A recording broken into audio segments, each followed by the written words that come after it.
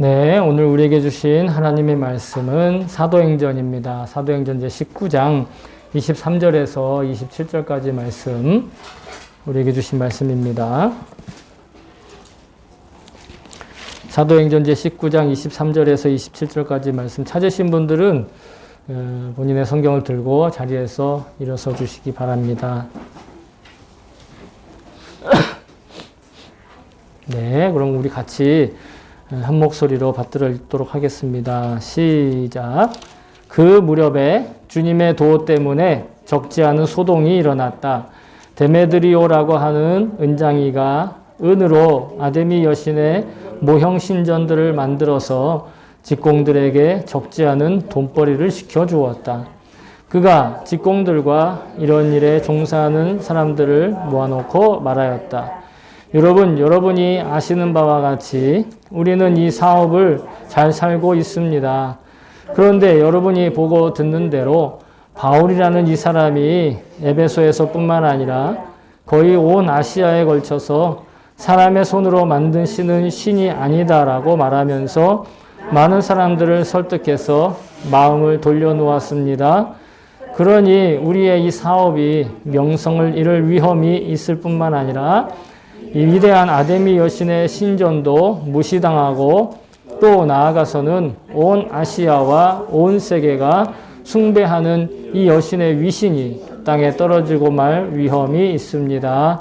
아멘. 주의 말씀입니다. 네, 모두 자리에 앉아주시기 바랍니다. 이 시간 제가 설교를 위해서 잠깐 기도하도록 하겠습니다. 좋으신 하나님 감사합니다. 하나님 오늘도 귀하고 복된 날입니다. 그리고 여전히 능력 있으시고 또 여전히 풍요로우시고 또 여전히 우리 가운데 은혜와 충만하신 주의 그 말씀 다시 한번 우리가 듣기 위해 이 자리에 겸손히 나왔습니다. 주님 예배 가운데 듣는 이 말씀을 통하여 하나님 우리 각자의 인생 가운데 주시는 귀한 음성을 또 약속을 계획을 하나님 들을 수 있는 놀라운 시간 될 수 있게 도와주시옵소서. 미약한 사람이 주의 말씀을 대신 전합니다. 하나님께서 우리 각자 안에 성령님으로 함께 계시기에 우리 각자 안에 계신 성령님께서 하나님의 말씀으로 들을 수 있는 놀라운 하나님 그런 역사를 허락하여 주시옵소서. 지금 이 시간 이곳에 하나님 성령의 불이 온전히 임하여 주시옵소서. 감사드리며 예수님의 이름으로 기도합니다. 아멘. 할렐루야. 주님을 찬양합니다. 매주 고백하지만 지난 한 주간도 예수님께서 우리와 동행하시고 또 우리의 삶에서 생생하게 역사하시고 살아계시고 계신 그것을 또 우리가 다시 한번 고백하며 주님을 찬양합니다. 오늘 예배를 통해서도 마찬가지 우리 일상이 지향해야 할 것 그리고 지향해야 될 것에 대한 지혜를 하나님께서 분명히 또 가르쳐 주시기를 소망합니다. 그리고 우리가 어떠한 여건과 조건과 형편과 처지에 있더라도 최후의 순간까지 우리를 지켜주시고 동행하시는 주님의 은혜가 다시 한번 믿어지고 다시 한번 체감되고 실감나는 그런 시간 되실 수 있기를 주의 이름으로 다시 한번 축복합니다. 지난달이었습니다. 지난달 마지막 주일 직전 토요일이었는데 지난 주일에는 말씀을 못 드렸는데 한국의 교계와 또 한국 사회에 큰 산과 같은 어르신 한 분이 또 이 세상을 떠나 하나님 곁으로 가셨습니다.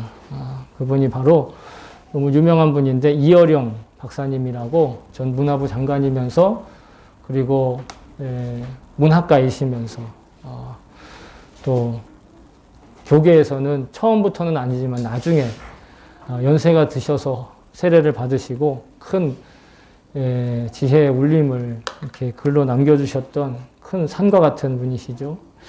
어떤 분이셨는지에 대해서 추모하는 시간은 아니니까 그냥 인터넷에 찾아보시면 어떠한 분이셨다라는 걸 잘 알 수 있는데 이 박사님이 사실은 어려서부터는 무신론자였습니다. 그런데 나이 74살이 되어서 세례를 받고 그리고 이제 인생의 후반전을 그리스도인으로 그리고 그냥 이름만 그리스도인이 아닌 정말 명실상부한 그리스도인으로 살기 위해서 애쓰고 노력하시며 그리고 자기의 경험을 통해서 받은 말씀을 글로 많이 남기셨습니다.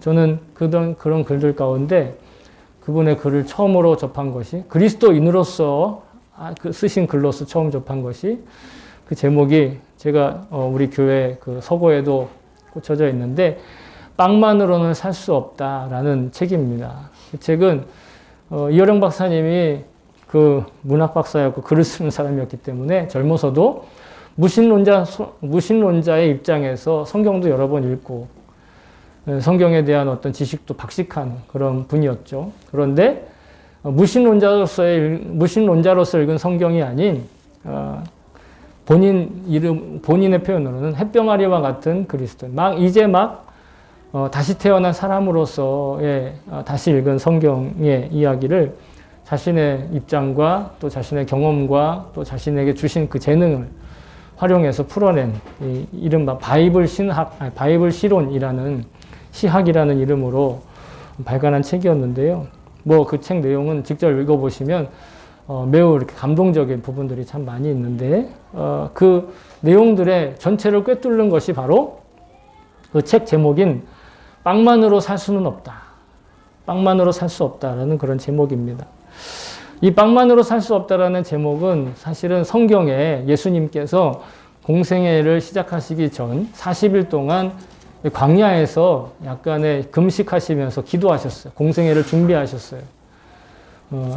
세례자 요한에게 세례를 받았지만 곧바로 사역하시지 않고 마태복음에 의하면 40일의 금식을 통하여 준비를 하셨던 것 같아요. 그리고 나서 그 금식이 끝날 때 사탄이 예수님께 찾아와서 시험했다고 합니다. 그래서 그 시험의 내용이 마태복음 4장에 기록되어 있는데 여러분 읽어보시면 좋을 것 같아요. 그 마태복음 4장 3절에 보시면 사탄이 처음 첫 번째로 이렇게 유혹을 합니다. 시험하는 자가 예수께 나와 이르되 내가 만일 하나님의 아들이거든 명하여 이 돌들로 떡덩이가 되게 하라. 그러자 예수님이 곧바로 그 말씀을 듣자마자 바로 뭐라고 대답하셨냐면 예수께서 대답하여 이르시되 기록되었으되 사람이 떡으로만 살 것이 아니요 하나님의 입으로부터 나오는 모든 말씀으로 살 것이라 하였느니라 하시니 예수님이 사탄의 유혹에 말씀으로 기록된 말씀으로 이기셨다라는 것이에요. 근데 여러분 사탄은 예수님을 미혹할 때 어떻게 미혹을 했느냐? 이렇게 했다라는 거예요. 네가 하나님의 아들이거든 이렇게 유혹했다라는 거예요. 다시 말해서 사탄은 예수님의 정체성을 들먹이면서 그러면서 뭐라고 얘기하냐면 너 하나님의 아들이지? 야 그럼 능력이 얼마나 많겠어. 어디 한번 이 돌들 떡 한번 만들어 봐봐. 넌 충분히 할 수 있잖아. 넌 될 수 있잖아. 우리 같았으면 어떻게 했어요? 그럼 나 할 수 있지. 그러나 예수님은 그렇게 하지 않으셨다라는 거예요. 그리고 예수님은 그 안 되는 이유에 대해서 구구절절히 설명하시지도 않으셨어요. 왜 내가 그것을 해야 되는지, 왜 내가 이 땅에 왔는지 사단에게 설명하지 않고 사단을 설득하려고 하지 않으셨어요. 그냥 기록되었으되 하면서 하나님의 말씀을 말했다라는 거예요. 우리도 마찬가지입니다. 우리가 그리스도인이고 우리 안에 성령님이 살아계시고 우리가 작은 예수로 살고 있는 예수님의 제자라고 한다면 마찬가지예요. 이 세상의 모든 시련과 시험과 나에게 닥쳐오는 일들을 구구절절히 설명하거나 구구절절히 자기에게 설득할 필요가 없어요. 구구절절히 나에게 내 스스로가 이해시킬 필요가 없다라는 거예요. 다만 뭐라고요? 기록되었으되 하나님의 말씀으로 소위 말해 내 안에서 일어나는 시험조차도 내 안에서 일어나는 어떤 이 유혹조차도 그 말씀으로 대적해야 한다라는 것이 그것이 우리가 그 시련을 이기고 시험을 이기고 시험을 이길 수 있는 유일한 방법이라는 거예요. 내가 아니야 이런 상황은 이래서 그렇고 역사적으로 이래서 그렇고 그렇지 않아요. 논리적으로 설득하려고 하지 않으셨다라는 기록된 말씀으로 사단의 모든 유혹들을 물리치셨다라는 거죠. 기록된 말씀이라는 건 바로 이 눈에 보이는 성경책을 얘기하는 거예요. 눈에 보이는 성경책. 당시에도 성경책이 있었습니다. 오늘날과 같은 이런 형태도 아니고 이런 내용은 아니지만 구약 성경이 이스라엘에게 있었어요. 그 구약 성경의 내용 중에 한 구절을 예수님께서 말씀하셨던 거죠. 어떤 내용인가요? 구체적으로는요. 신명기 8장 3절에 나오는 거예요. 제가 읽어드리겠습니다. 신명기 8장 3절에 이렇게 돼 있어요. 너를 낮추시며, 아닙니다. 또 너로 알지 못하며 내 조상들도 알지 못하던 만나를 내게 먹이신 것은 사람이 떡으로만 사는 것이 아니요 여호와의 입에서 나오는 모든 말씀으로 사는 줄을 네가 알게 하려 하심이니라. 아멘. 하나님이 이스라엘 백성에게 만나를 주셨습니다. 이 이야기는 다 아실 거예요. 이스라엘 백성이 이집트에서 500년간 노예로 살다가 처음 500년 전에는 환영을 받았죠. 그런데 500년 후에는 거의 버려다시피 하고 노예로 취급을 받지 않습니까? 그리고 나서 그 노예로 살던 이 이스라엘 백성들을 하나님이 그 탄식을 들으시고 구원해 내셨어요. 이집트에서 꼬집어내서 자유민이 되게 해주신 거예요. 그러니까 이제는 노예가 아닌 자유자가 된 거죠. 그래서 율법도 주시고 새롭게 가나안 땅에 들어갈 약속도 주시고 그래서 가나안 땅에 들어가게 하시는데 이들이 하나님을 시험하는 바람에 40년 동안 광야 길에서 또 연단을 받아야 됐습니다. 그 40년 광야를 연단을 받는데 하나님이 그냥 내버려 두신 것이 아니라 실은 40년 동안 매일매일 이스라엘에 옮겨다니는 곳곳마다 만나를 내려주셨다라는 거예요. 어떤 분들은 만나와 메추라기로 먹였다 이런 말씀하시는데 정확하게 얘기하면 만나로 먹이신 거예요. 메추라기는 매일 주신 게 아니라 어쩌다. 그것도 그들이 불만에 찼을 때. 그것도 그들이 어떤 불만을 가지고 있으면 어떻게 된다라는 걸 가르쳐 주시기 위해서. 그래서 만나와 메추라기에서 저는 메추라기는 잘 이야기하지 않습니다. 오히려 만나. 왜 만나를 계속 내려주셨는가? 상식적으로 생각하면 그냥 그래 하나님은 그 정도로 능력이 있으신 분이야. 하나님은 우리에게 그런 기적을 일으키실 수 있는 분이야 라고 생각하기 위해서 만나를 내려주셨을 것 같지만 성경이 오늘 본문은 분명히 우리에게 그걸 가르쳐주고 있다는 거예요. 하나님이 왜 그들에게 만나를 내려주셨는가? 단순히 기적을 보여주기 위해서 아니면 광야에서 오로지 그냥 하나님만 기억하게 하기 위해서 다 맞는 이야기지만 중요한 건 하나님 말씀이 뭐라고 하시는 게 제일 중요하잖아요. 우리가 어떤 이해, 납득, 우리가 어떤 가지고 있는 지식이 아니라 뭐라고 말씀하시냐면 이 만나를 내려주신 이유가 바로 하나님의 입에서 나오는 말씀으로 사는 백성이 하나님의 백성이다라는 걸 가르쳐 주시기 위해서 만나를 주셨다라는 거예요. 그러니까 그들은 만나를 보면서 이게 하나님이 주신 기적이야. 하나님이 우리를 먹여 살리시는 방법이야. 이걸 보는 것이 아니라 무엇을 본다고요? 여호와의 말씀으로 살아가는 백성이야, 우리는.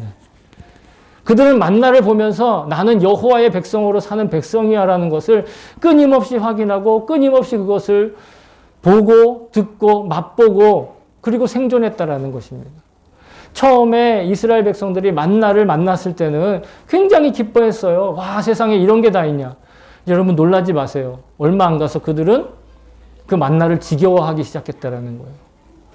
하나님이 왜 처음에는 그렇게 사람의 마음이 좀 죄송한 말씀이지만 이런 속담이 있잖아요. 우스갯소리로 화장실 들어갈 때 마음과 나올 때 마음이 다르다.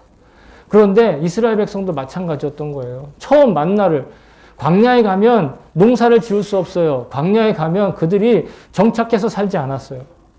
그냥 하나님이 불기둥과 구름기둥으로 옮기시면 그냥 옮겨 다녀야 했단 말이죠. 그러니까 어디서 심어가지고 그것을 수확해가지고 그것을 해서 먹겠습니까? 맛있는 걸 먹겠습니까? 채소도 못 길렀어요. 하다못해 화분도 못 들고 다녔다는 얘기죠. 이 조그만 화분도 들고 다닐 수 없는. 그러면 그 만나를 통해서 그들은 하나님의 말씀으로 살아가는 백성인 것을 확인했다라는 것입니다. 단지 먹고 마시는 문제가 아니었다라는 거예요. 하나님이 만나를 주신 것은 그들의 단순한 어떤 경제적인 욕구, 또 그들의 어떤 생존의 문제, 이런 것들을 이야기하려고 하셨던 것이 아니라는 것입니다. 신명기는요, 광야 생활을 마치고 이제 가나안 땅으로 들어가는 이스라엘 백성에게 모세가 다시 한번 그들을 일깨우기 위해서 말씀을 전해주고 있는 하나님 말씀을 대신 모세를 통해서 전해주고 있어요. 그런데 그래서 신명기와 출애굽기에는 보면 율법을 주로 이야기를 하고 있는데 약간의 관점이 좀 달라요. 입장이 좀 다르다는 말입니다. 극단적으로 출애굽기에도 10계명이 나오고요. 신명기에도 10계명이 나와요. 근데 그 10계명 중에 세 번째 계명이 안식일을 거룩하게 지키라는 계명이에요. 기억나시죠? 안식일을 거룩하게 지켜라. 그런데 출애굽기에서 기록하고 있는 안식일을 거룩히 지켜야 될 이유와 신명기에서 말하고 있는 안식일을 거룩하게 지켜야 할 이유가 조금 달라요. 약간 뉘앙스가 달라요. 첫 번째 출애굽기 20장 11절에 보시면 출애굽기의 입장에서는 보세요. 이는 엿새 동안에 나 여호와가 하늘과 땅과 바다와 그 가운데 모든 것을 만들고 일곱째 날 쉬었음이라. 그러므로 나 여호와가 안식일을 복되게 하여 그날을 거룩하게 하였느니라. 초점은 창조주 하나님이 본을 보여서 쉬셨기 때문에 그 본보기를 따라서 쉬어야 되는 거예요. 초점은 창조주 하나님께 있는 거예요. 창조주 하나님이 지금 이스라엘 백성을 이집트 땅에서 구출해 내셨잖아요. 이집트는 어떤 땅이냐면 수많은 신들이 있는 땅이었어요. 그 수많은 신들을 제압한 것이 누구예요? 하나님이신 거예요.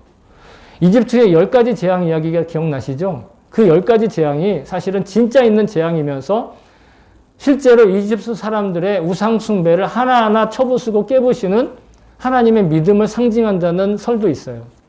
그런 이야기도 있어요. 설득력이 있죠. 그러나 실제 그런 재앙들을 나타내시면서 하나님이 이집트의 모든 신들보다 훨씬 더 뛰어난 신이다. 이집트의 파라오보다 훨씬 더 강력한 신이다라는 것을 보여주시면서 결국은 생명의 모든 주관자이신 하나님의 능력을 10번째 첫 장자의 모든 죽음을 통해서 가르쳐 주시고 그들이 결국은 광야길로 나오게 되는 겁니다. 가나안 땅으로 출발하게 되는 것이죠. 그런데 신명기에서는 뭐라고 말씀하시냐면 안식일을 지켜야 된다고 하시면서 너는 기억하라. 네가 애굽 땅에서 종이 되었던 네 하나님 여호와가 강한 손과 편팔로 거기서 너를 인도하여 내었나니 그러므로 내 하나님 여호와가 내게 명령하여 안식일을 지키라 하느니라. 여호와가 안식일을 지키라 하는 명령의 초점이 어디냐? 네가 그 이집트에서 하나님 때문에 나왔다는 거예요. 첫째, 이집트 땅에서 바로 나오자마자는 이집트에 있는 신보다 하나님이 창조주 신으로 훨씬 더 강력한 신이다라는 걸 가르쳐 주셨다면 신명기에서 이제 가나안 땅으로 들어갈 때는 너네들 조심해. 우상 숭배 조심해야 되는 거야. 라고 가르쳐 주고 계신다. 우상 숭배를 피하기 위해서 안식일을 지켜야 된다라는 거예요. 갑자기 왜 뚱딴지 같은 말씀이냐고요? 이들이 이집트 안에서는요. 우상 숭배하는 것이 너무 상식적이었어요. 그러면 그 우상 숭배하던 삶이 광야로 나와서면 변해야 되잖아요. 그런데 변하지 않았다라는 거예요. 그 증거가 뭐냐면 모세가 하나님께 율법을 받기 위해서 40일 동안 잠시 자리를 비우고 시내산에 올라가 하나님과 대화하고 율법을 받고 있었어요. 근데 그 사이에 무슨 일이 일어났냐면 그들이 막 모세가 어디 갔느냐, 우리를 이끌어 와가지고 이 광야에서 40일 동안 버려두느냐, 그러면서 막 데모가 일어나고 난리가 난 거예요. 그 내용은요, 출애굽기 32장에 기록되어 있으니까 여러분 메모해 두셨다가 댁에 가서 한번 꼭 읽어보세요. 얼마나 이스라엘 백성들이 어리석은 짓을 했는가. 그렇게 막 들고 일어나니까 아론이 그 기세에 눌려서 하는 수 없이 이렇게 합니다. 출애굽기 32장 4절에 보면 아론이 그들의 손에서 금고리를 받아 부어서 조각칼로 새겨 송아지 형상을 만드니 그들이 말하되 이스라엘아 이는 너희를 애굽 땅에서 인도하여 낸 너희의 신이로라 하는지라. 아론이 사람들에게 금붙이를 모았어요. 그리고 그걸 녹여서 조각해서 황소 형상을, 송아지 형상을 만들었다는 거예요. 그랬더니 그 나머지 이 이스라엘의 어떤 지도자들, 이스라엘의 어떤 지파의 지도자들이 나서가지고 이것이 바로 우리를 모세가 부르는 하나님이 아니라, 모세가 가르쳐준 그 하나님이 아니라 이것이 바로, 이 송아지 형상이 바로 너희들을 이집트 땅에서 끌어낸 여호와다, 이렇게 이야기를 하고 있다. 얼마나 한심스럽고 얼마나 어리석은지, 얼마나 모세의 입장에서 보면은 이 분노에 차오르는 이야기인지 알 수가 없어요. 여러분, 신명기의 관점으로 볼 때 애굽에서 종살이 하던 이스라엘 백성들을 구원하신 분 바로 창조주 하나님이시죠. 애굽에서 그들이 종살이 했다라는 것은 단순한 종살이를 이야기하는 것이 아니라 애굽이라고 하는 그 시대의 시대 정신이 그들을 우상숭배하게 했다라는 것. 우상숭배하게 하던 그들을 끄집어내서 우상이 아닌 참된 창조주 하나님을 섬기게끔 그들을 이끌어냈다라는 거예요. 그런데 그럼에도 불구하고 그들은 여전히 우상숭배의 그 우상숭배 죄에 쩌들어 있었다라는 거죠. 그러니까 모세가 보이지 않으니까 모세가 보이지 않는 그 40일 기간에 다시 그들의 악한 본성이 나타나는 거예요. 근데 왜 그 하필이면 송아지 형상이었는가? 이거는 문화인류학적으로도 여러분 굉장히 중요한 내용이고 이 송아지 형상을 만들었다는 것이 성경이 얼마나 그들의 삶을 정확하게 표현하고 있는지를 알려주는 증거이기도 합니다. 그냥 우상을 만들었다라고 얘기하지 않고 송아지 형상을 만들었다고 하잖아요. 그게 뭐냐면 당시 고대 이집트에는요. 다신교 국가였어요. 그러니까 여러 가지 신들이 많았어요. 그 중에 여러 신들 중에 가장 최고의 신은 태양신이에요. 태양신. 왜? 이집트는 기후적으로 그 열대 지역에 있잖아요. 그리고 뭐 사막이 많고 그래서 뭐 사막 광야로 들어가면 보이는 건 없고 태양만 있는 거예요. 그러니까 그들에게 있어서 태양은 가장 강한 신. 그런데 그들에게는 풍요로운 뭐가 있느냐? 나일강이 있으니까 그 태양과 그 강줄기와 그러면서 풍요로운 어떤 그런 것들을 추구하는 그런 나라였다라는 것이죠. 그 모든 것들을 다 신으로 섬기는 거예요. 그런데 놀랍게도 그 중에 농사할 때 우리나라도 그렇지만 가장 중요하게 생각하는 짐승은 힘센 소예요, 소. 말은 타고 다닐 수는 있지만 일은 잘 못하는 거죠. 힘이 없어서. 그러나 소는 타고 다니기는 좀 그렇지만, 타고 전투하기에는 좀 그렇지만 그들의 생산을 감당하던 그런 짐승이에요. 그래서 여전히 소를 섬기는, 소를 굉장히 신성시하는 그런 문화를 가지고 있는 민족들이 아직도 있잖아요. 그래서 그 소가 특정한 모양의 소가 있는데 그 소의 이름이 아피스라고 하는 소를 사람들이 막 떠받치면서 그것이 바로 태양신의 현현이다. 현신이 되었다. 그러니까 태양신이 이 땅에 소의 모양으로 나타났다. 이렇게 얘기를 하는 거예요. 그리고 그 특정한 소를 형상으로도 만들고 그 특정한 소를 이집트 왕가에서 아주 귀하게 모시고 있었다는 거예요. 그게 이스라엘 백성이 500년 동안 그 이집트에 있으면서 그 생각이 굉장히 그 안에 켜켜이 쌓여져 있었다는 거예요. 그것을 해방되지 못했다는 거예요. 그러니까 그들에게 이스라엘 백성, 광야에 나와가지고 지금 헤매고 있는 이스라엘 백성에게 설득력 있는 형상은 뭐다? 황소 형상이었다라는 거예요. 고대 이집트, 즉 이스라엘 백성들이 그 노예 생활을 하던 그 이집트에서 자신들도 매일 봐왔던, 그래서 태양신의 현년이라고 믿어지는 그 소의 형상을 만들어 놓고 춤추며 막 예배하며 그것이 곧 여호와다라고까지 얘기하고 있었다라는 거예요. 여러분, 그들은 가나안 땅에 들어가면 우상 숭배를 해서라도 죄의 노예와 인간 탐욕의 노예가 되어 성공과 출세의 주류가 되고 싶어하는 그 마음을 여전히 가지고 있었다는. 그리고 가나안 땅에 들어가도 가나안에 있는 수많은 그 잡된 종교들과 섞여서 결국은 그들도 그렇게 타락하고 말 것이라는 것. 그것을 신명기가 가르쳐주고 있어요. 신명기 30장에 보면, 신명기 31장에 보면 결국 그들이 모세도 그렇고 하나님도 그렇고 그들이 가나안 땅에 들어가면 결국은 우상숭배하게 될 거다. 그래서 이미 하나님은 모세를 통해서 십계명을 주실 때 또한 이렇게도 말씀을 하시는 거예요. 출애굽기 20장 4절에 보시면 뭐 신명기에도 나오지만 너를 위하여 새긴 우상을 만들지 말고 또 위로 하늘에 있는 것이나 아래로 땅에 있는 것이나 땅 아래 물속에 있는 것에 어떤 형상도 만들지 말라. 극도로. 왜냐하면 모든 죄의 시작이 그 우상 숭배에서 시작되기 때문에 그러는 거예요. 그런데 우리가 주목해 볼 것, 제가 주목해 보는 것은 우상을 만드는데 어떻게 만드냐? 자신을 위한 우상을 만들어서는 안 된다는 거예요. 자신을 위한 조각상을 만들어서는 안 된다는 거예요. 여기서 말하는 자신을 위한다는 것이 뭐냐면 자신의 유익과 혹은 자기 탐욕과 자기의 필요를 채우기 위해 자기 만족을 채우기 위한 우상을 만들어서는 안 된다는 것이죠. 그런 자기 만족을 위한 형상을 만들어서는 안 된다는 거예요. 우상을 만들고 거기에 절하거나 복을 빌어서는 안 된다는 것이 이 하나님의 명령인데 그렇기 때문에 이스라엘 백성은 가나안 땅에 들어가면 그 우상 숭배를 하면서 다시 자기의 탐욕을 이루고자 하는, 욕망을 이루고자 하는 그런 어떤 정욕을 이루고자 하는 그 유혹에 빠질 수 있다는 걸 경계하고 있다는 거예요. 물론 십계명 다른 구절들도 다 마찬가지 그런 내용이 있지만 결국은 이스라엘 백성에게 하나님이 경계하시는 건 뭐냐면 하나님 외에 다른 것들이 신이 될 수 있다라고 믿어진다라는 거예요. 믿어진다라는 거예요. 살다 보면 그렇게 믿어진다라는 거예요. 오늘날 그리스도의 십자가로 우리 십자가의 복음으로 죄사함을 받고 거듭난 우리들도 마찬가지 이 말씀이 적용될 수 있다라는 거예요. 이스라엘에만 문제가 아니라 오늘날 우리들도 에집트에서 탈출한 이스라엘이나 죄의 상황에서 십자가 복음으로 거듭나서 죄사함을 받은 우리나 어떠한 형상도 만들지 말라고 하는 이 말씀이 단지 어떤 미술 작품도 하지 말고 그냥 아무것도 만들지 말라 이런 뜻이 아니에요. 오해하면 예술 작품도 만들지 말고 어떤 형상도 만들지 말라고 했으니까 문자 그대로 그걸 만들지 말아야 된다 이렇게 얘기하는데 그 뜻이 아니에요.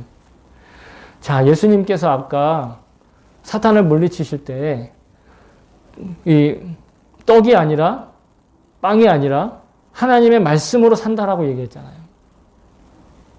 그것은 떡이나 빵이나 이런 어떤 주식을 먹지 않아도 된다는 뜻이 아니에요.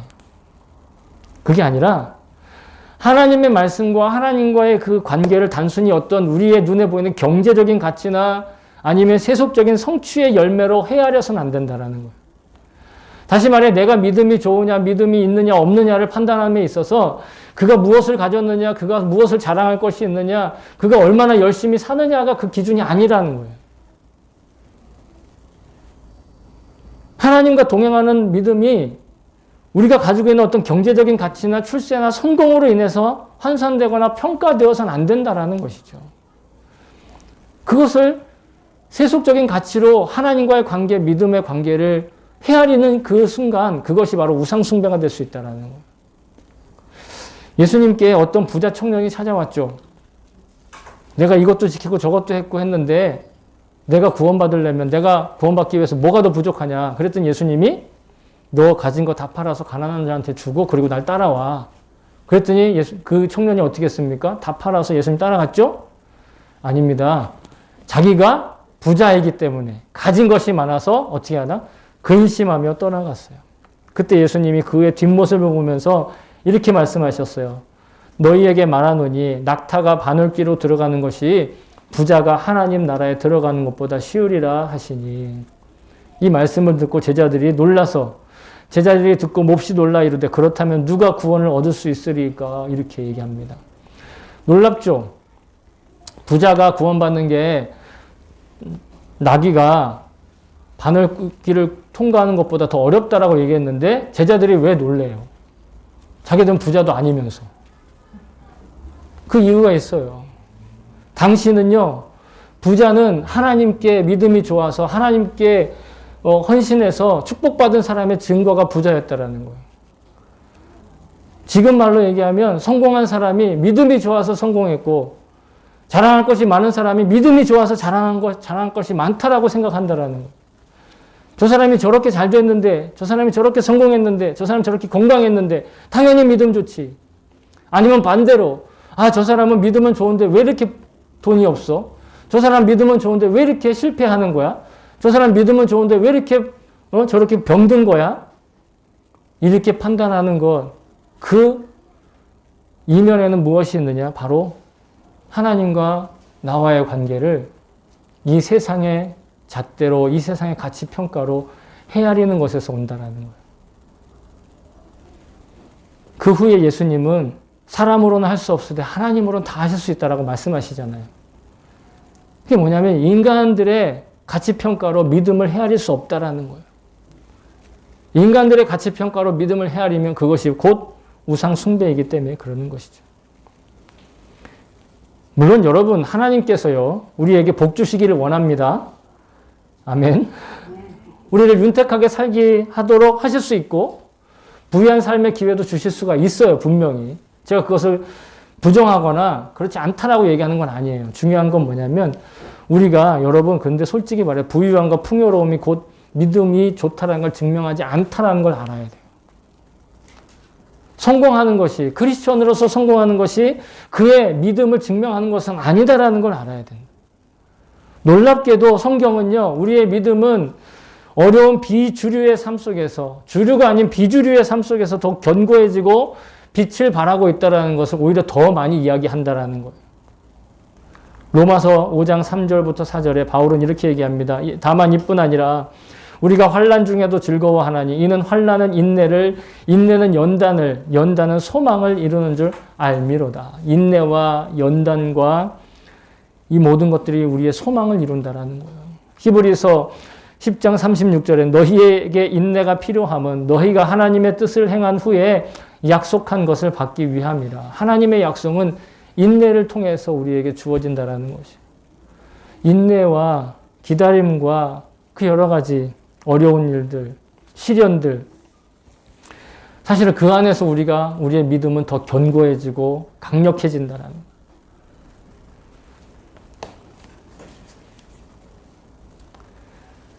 하나님께 대한 믿음의 행위가 우리의 부유함과 형통함과 풍족함, 성공과 출세, 그래서 결국 우리가 주류의 삶에 속하게 되는 것을 반드시 도출해내는 것은 아니라는 거예요. 그것만 가지고 우리의 믿음을 헤아릴 수 없다는 겁니다. 오히려 그 반대의 경우가 있다는 거예요. 지금 우리가 살고 있는 일본은 더더욱 그렇지 않습니까? 크리스천은요, 일본 사회에서 사회적인 비주류, 즉 마이너리티에 속한 사람들이라는 인식이 보편적입니다. 근데 여러분, 중요한 건 우리는 빵 혹은 떡으로 상징되는 이 인간 육신의 필요가 충족된다고 해서 반드시 사람다운 삶을 사는 것이 아니라는 것을 사람은 결국 깨닫더라는 거예요. 꼭 예수 믿는 사람이 아니더라도 경험축으로 그것을 알게 된다는 거예요. 그런데 치명적인 단점이 있어요. 인생이 거의 다 끝날 때 그때 알아요. 인생이 거의 끝나가면 예수 안 믿던 사람도 그 육신적인 조건이나 육신적인 명예나 육신적인 어떤 풍요로움이나 성공이나 출세로 사람이 사람답게 되지 않는다는 걸 안다라는 거예요. 그런데 하나님은 이미 우리에게 그 모든 것들을 행해 놓으셨다라는 거예요. 나이와 상관없이 언제든. 너무 유명한 구절이죠. 아마 여러분 다 암송하실 거예요. 하나님이 세상을, 요한복음 3장 16절, 하나님이 세상을 이처럼 사랑하사 독생자를 주셨으니 이는 그를 믿는 자마다 멸망하지 않고 영생을 얻게 하려 하심이니라. 예수님 믿으면 단 한 사람도 예외 없이 다 영생을 얻는다는 거예요. 여러분, 예수 그리스도가 길이요 진리요 생명이요 모든 해답이며 모든 시작과 끝인 것을 믿습니다. 우리가 그 예수 그리스도를 예배하고 오늘 한 주의 첫날을 구별하여 예배하고 찬양하고 이렇게 설교 말씀을 통해서 내 마음을 여는 이유가 무엇입니까? 예수가 진리이기 때문에 그러는 거예요. 예수가 길이기 때문에 그러는 거예요. 예수만이 생명이고 예수만이 답이고 예수가 모든 것의 처음이고 마지막이기 때문에 그런 거 아니겠습니까? 우리가 예배를 더 잘 드린다고 해서 뭐 더 풍요로워지고 더 성공하고 뭐 더 출세하고 그래서 예배 나오는 것이 아니에요. 뭐 어떤 사람들은 그것을 노리고 큰 교회, 많은 사람들이 군중에 모이는 그런 곳을 찾아다니는 사람도 있다는 이야기를 혹 들은 적은 있으나 그렇다고 해서 그 결과가 항상 좋은 것이 아니죠. 바울은요, 이러한 도, 정말 예수 그리스도의 그 도, 예수 그리스도의 그 유일한 진리, 생명, 길, 이런 것들을 이야기하고 전하고 다녔어요. 그런데 그 이야기를 들은 사람들 가운데 어떤 이들은 오늘 본문에 나온 것과 같이 소요와 소동과 이런 것, 갈등을 일으키는 재료로 삼았다라는 것이죠. 오늘 본문은 제가 처음부터 이야기를 해드리지 않는 이유는 읽어보면 그냥 무슨 내용인지 뻔히 알 수 있는 내용이에요. 그런데 거기에 핵심적인 것은 무엇이냐면 이 데메드리오라고 하는 이름으로 대표되는 이 에베소의 은장색들이 직업과 돈벌이의 주요 수단으로 우상을 만든 일을 했다라는 것입니다. 그들이 단지 어떤 직업을 가졌느냐 그 직업에 대한 비판이 아니라 그 직업이 사실은 우상을 만들고 사람들을 미혹하고 사람들을 사람다움에서 벗어나게 하는 길이었기 때문이다라는 것이죠. 바울의 이 말을 듣고 바울이 전하는 도를 듣고 이 더 이상 우상을 필요로 하지 않는 사람들, 그 우상에 의지하지 않고 살아도 되는 사람들이 점점점 많아지고 점점점 막 부흥하니까 지난주에 다시는 그 점을 치지 않고 다시는 그 미신과 어떤 그런 세속적인 가치에서 벗어나기로 결단했던 사람들이 자기의 책들을 다 불태웠더니 은 5만이라 얘기하는 그런 이야기를 나누었잖아요.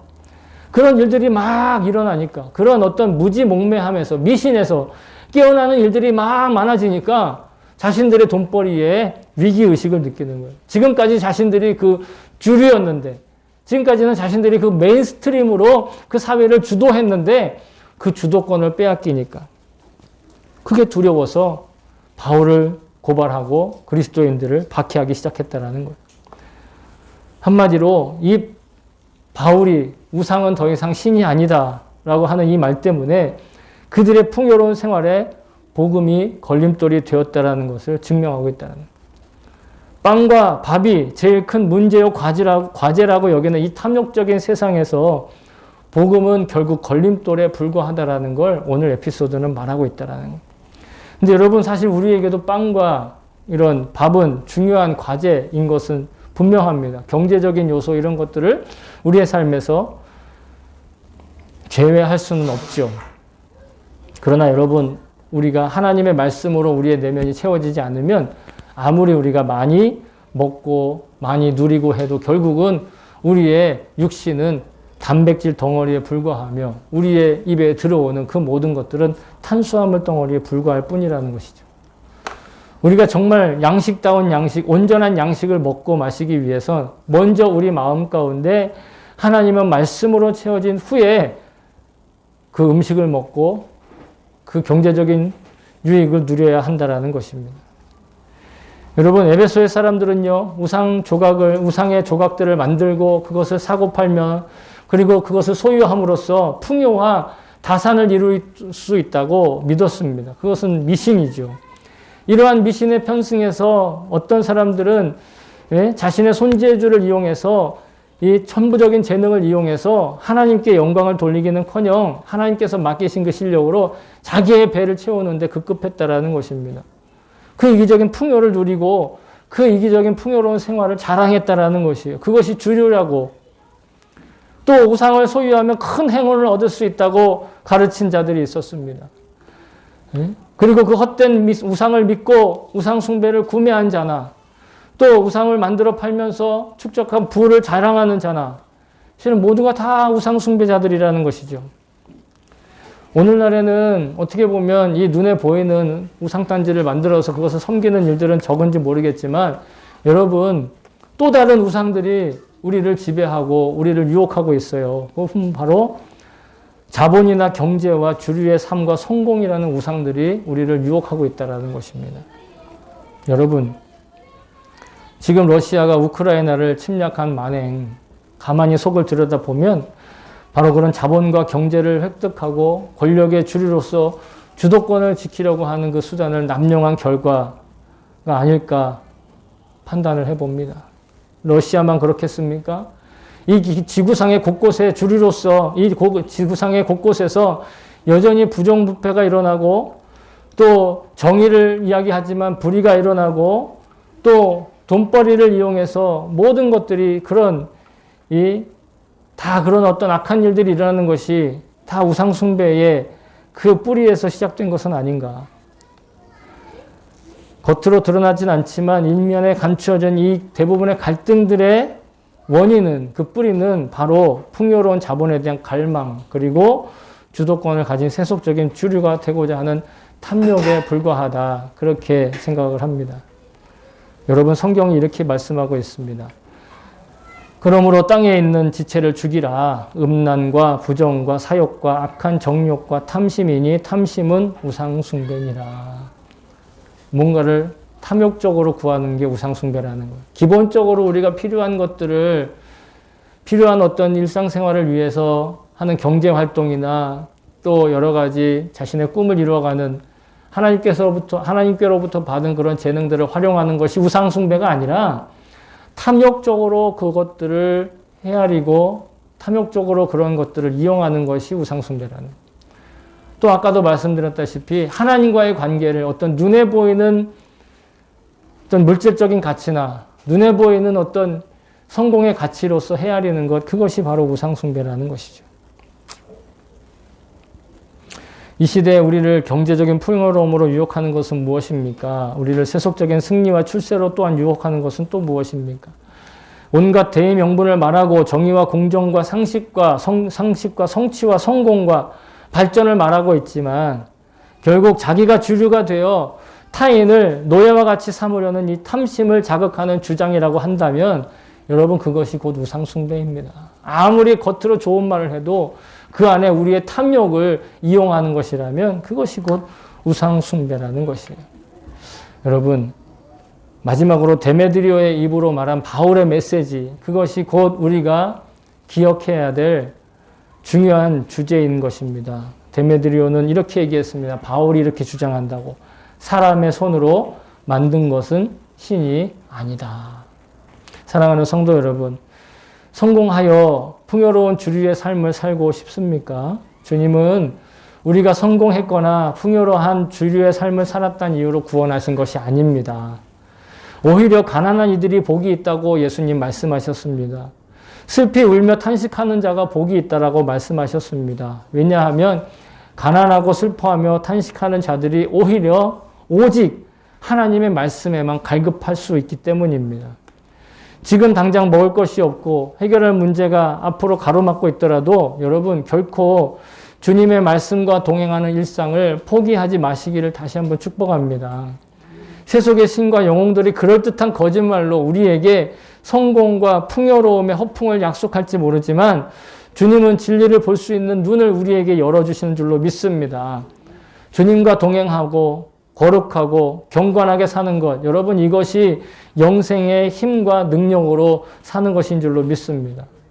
세속적인 주류로 살아가는 것보다, 거기에 속해서 살아가는 것보다 주님께 속한 것이 여러분 진정한 축복인 것을 저는 믿습니다.